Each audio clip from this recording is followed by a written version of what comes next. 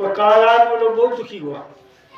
अब उसके घर का हाल सुनिए। उसके घर में उसकी लीलावती कलावती इतना धनाढ़ की पत्नी बेटी सब गृह क्लेश में समाप्त हो गया।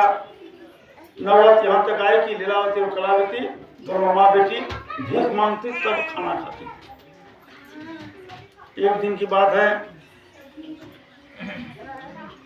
लीलावती भिक्षा मांगकर सायंकाल में अपने गांव पहुंची तो देखती है कि गांव में एक ब्राह्मण के घर सत्यनारायण का कथा हो रहा है। कलावती वहीं गई, कथा को सुना, प्रसाद खाई तो अपनी माँ लीलावती के लिए प्रसाद लेकर घर आती है। जब रात में कलावती घर आती है तो लीलावती को चिंता होती है। कहती बेटी तेरा बाप तेरे घर में नहीं है, तेरा पति तेरे घर में नहीं है, घर में दुखों का पहाड़ है, ऊपर से तुम्हारा यह जवान शरीर। इतनी रात तक कहाँ थे तुम? तुमको रोज रात की चिंता है कि नहीं? कलावती रोने लगी कि माँ संदेह मत करो।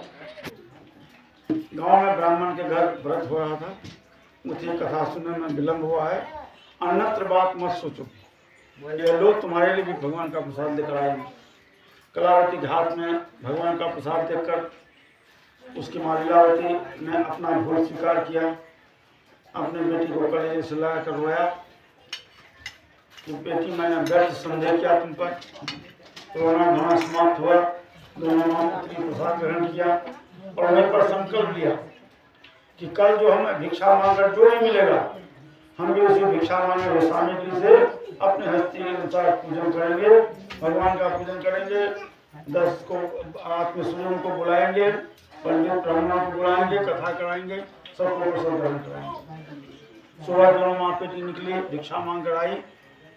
उसे जो नहीं मिला उसे बेच करके पूजन सामग्री खरीदा, पंडितों को बुलाया, अपने आस पड़ोसियों को बुलाया, सत्यनारायण का कथा हुआ, सबको प्रसाद ग्रहण कराया, स्वयं प्रसाद ग्रहण की और वहीं कलश के नीचे माथा टेक कर दोनों माँ बेटी संकल्प लिया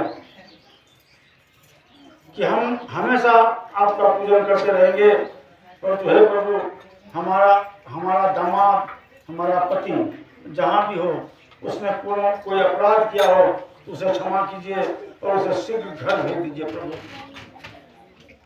रोते हुए इस प्रकार विनती करने पर भक्त वत्सल भगवान प्रसन्न हुए और उसने वहाँ जिस कारागार में बंद था वहाँ भगवान ने उस चंद्र की राजा को रात में स्वप्न दिखाया कि राजन, जिस निर्दोष बनियों को तुमने बंदी गृह में बंद रखा है उसे आदरपूर्वक छुड़ाओ, उसका धन जो तुमने छीना है उसको देकर आदरपूर्वक विदा करो, नहीं तो तुम्हारा राज धन पुत्र सब जलकर स्वाहा हो जाएगा।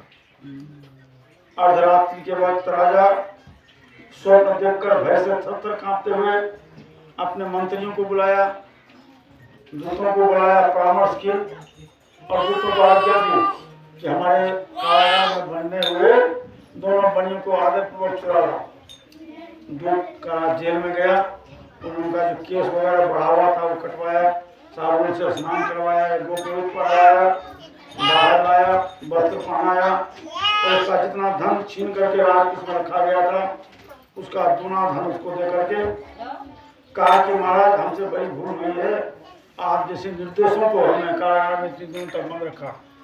बनिया ने कहा कि महाराज दोष आपका नहीं, हमारे कर्म का दोष है।